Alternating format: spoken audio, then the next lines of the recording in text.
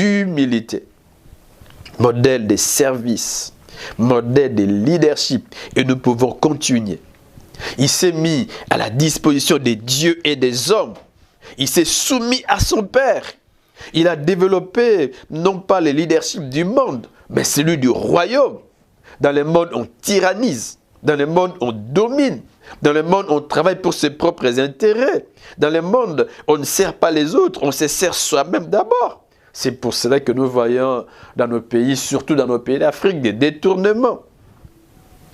La mauvaise gouvernance, la tyrannie. On s'éternise au pouvoir. Et l'un des grands maux de l'Afrique, c'est un mauvais leadership. Un mauvais leadership. Mais Jésus était différent.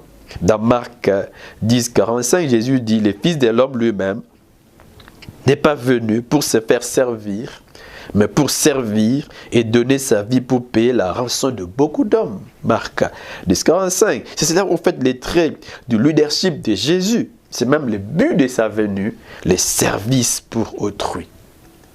Et c'est ça que Paul soutient lorsqu'il s'adresse aux Philippiens. Il leur dit, n'a pas regardé son égalité avec Dieu comme une proie à arracher, mais il s'est dépouillé lui-même en prenant une forme de serviteur, en devenant semblable aux hommes.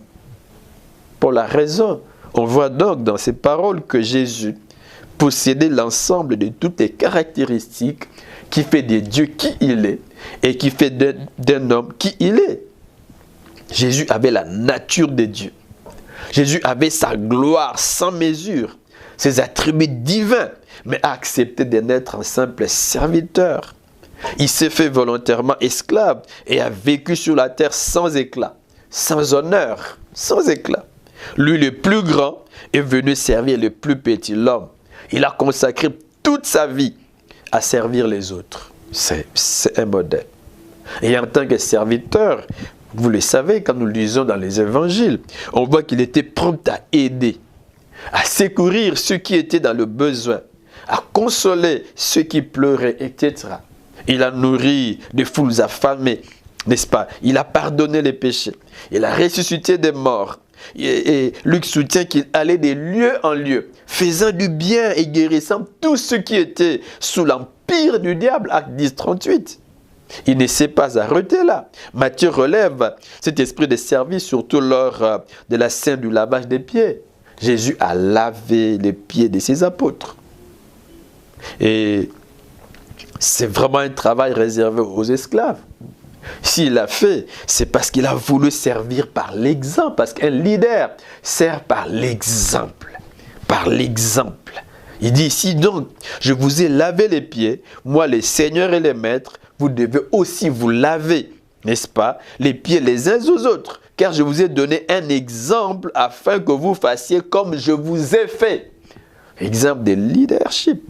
Mais le plus grand service de Jésus, nous l'avons lu dans les textes précédents, c'est sa vie qu'il a livrée pour le salut des autres. Par amour, il a livré sa vie. Il était venu, n'est-ce pas, pour servir et donner sa vie pour payer la rançon de beaucoup d'hommes. Il l'a dit et il a aussi accompli. On voit donc que Jésus, c'est le modèle à suivre en matière de leadership. Et son leadership est un défi pour nos dirigeants politiques.